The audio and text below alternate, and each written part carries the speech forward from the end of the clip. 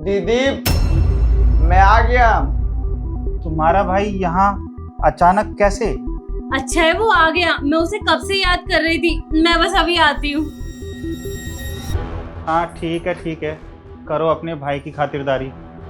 अपने भाई की खातिरदारी करते करते कहीं ऐसा ना हो अपने पति को भूल जाओ। अरे भाई, अच्छा है तू आ गया। तुझे देख के मुझे बहुत खुशी हुई है। तू बैठ, मैं तेरे लिए पानी लेकर आती हूँ।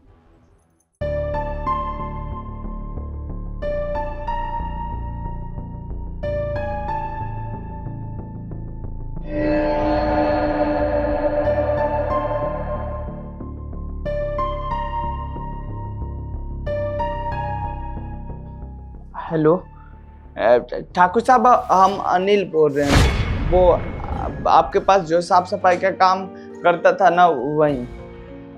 ठाकुर साहब, हम आपको बताए थे ना कि बाबूजी की तबीयत खराब है, ऑपरेशन कराना है। 2 लाख रुपया दे दीजिए ठाकुर साहब। ठाकुर साहब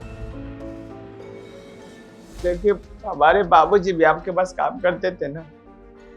ठाकुर साहब सुनिए, ठाकुर साहब।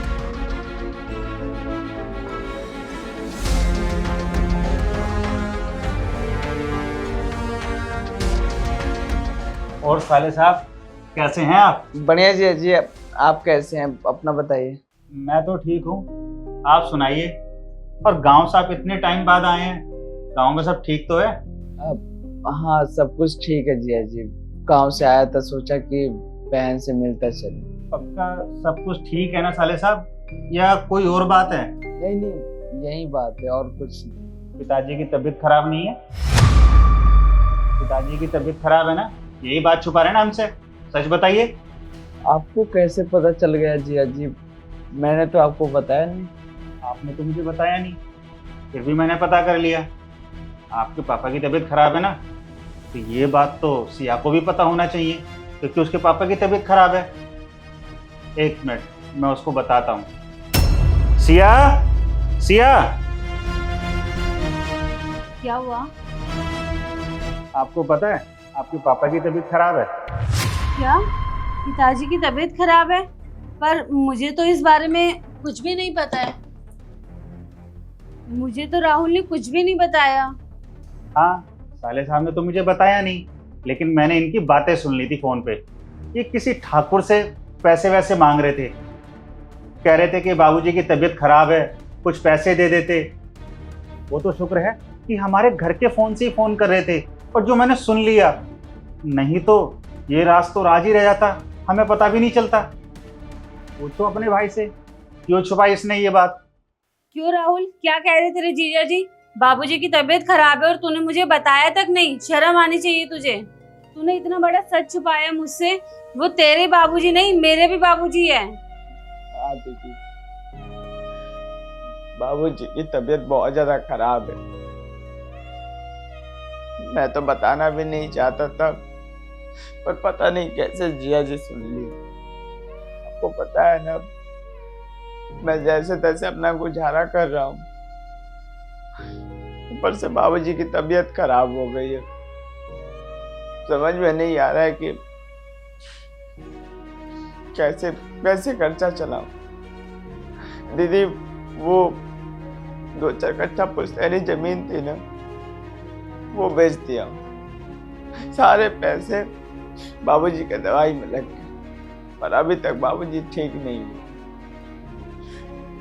क्या करूं, कैसे ठीक होंगे, कुछ समझ में नहीं आ रहा। जो भी घर का सामान था वो भी बेच दिया, मेरे पास जो फोन था वो भी बेच दिया।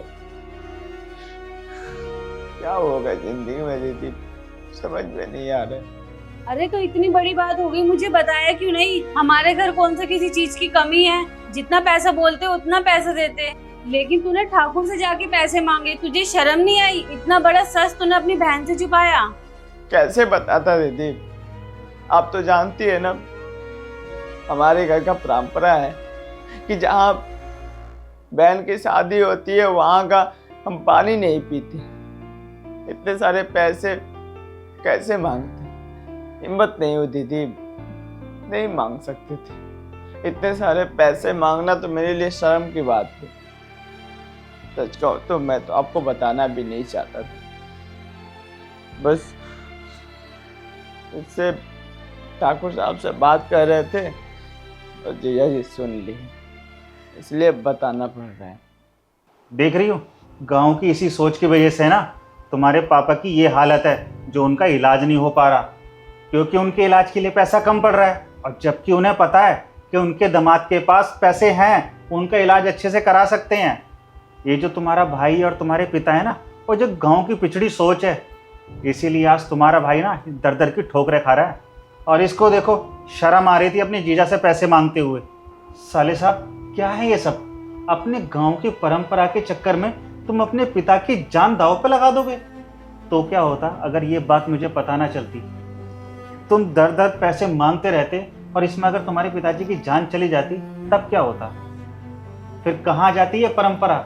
ये परंपरा बचाती तुम्हारे पिताजी को। साले साहब, मैं मानता हूँ गांव की परंपराओं को, लेकिन ऐसी परंपराओं का क्या करना है जो किसी की जान ले ले? अरे मत पीजिए आप अपनी बहन के घर का पानी, लेकिन जरूरत पड़ने पे अपनी बहन से मदद तो मांग सकते हैं। आपकी फाइनेंशियल कंडीशन इतनी अच्छी नहीं है जो अपने पिताजी का तुम इलाज करा सको। पर तुमने अगर अपनी बहन अच्छे घर में ब्याही है, उनके पास कुछ पैसा है, तो तुम उनसे मदद मांगने में क्यों शर्मा रहे हो? जब आपकी बहन इस घर में ब्याह के आई है और मेरे माता पिता की सेवा करती है, तो क्या मेरा कोई फर्ज नहीं बनता?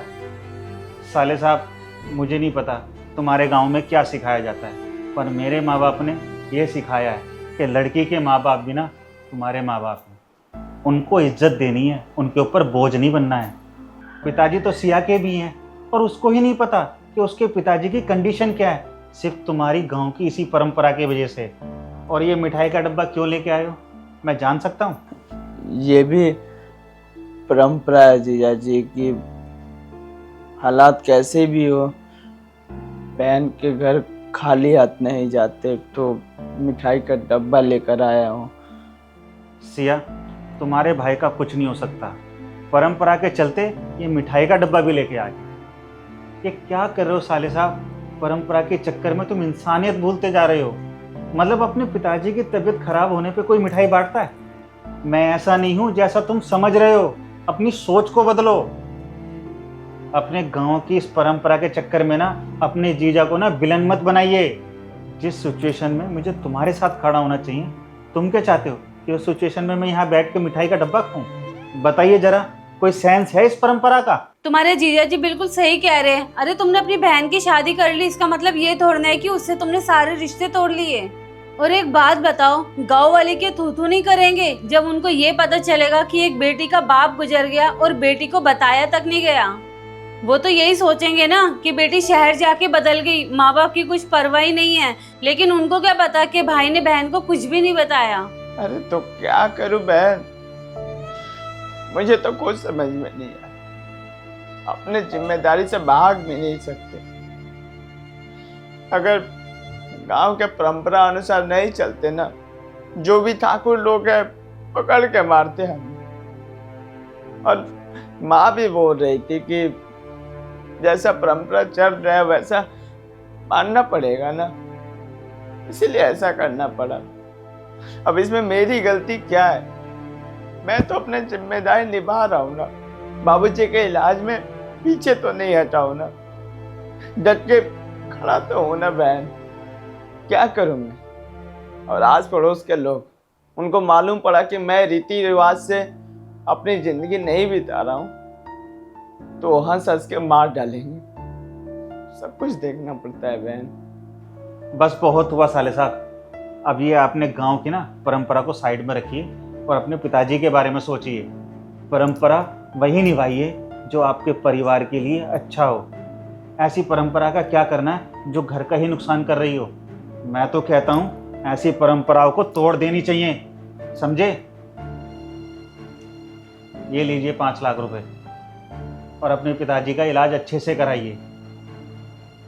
अगर पैसों की और जरूरत हो तो मुझे बताना, मैं पैसे पानी की तरह बहा दूंगा, पर मेरे पिताजी को कुछ नहीं होना चाहिए। लीजिए। देखिए साले साहब, मुझे ना ज़्यादा बुलवाने की कोशिश मत करो, कहीं ऐसा ना हो कि मैं तुम पे चिल्ला दूं। ये पकड़िए।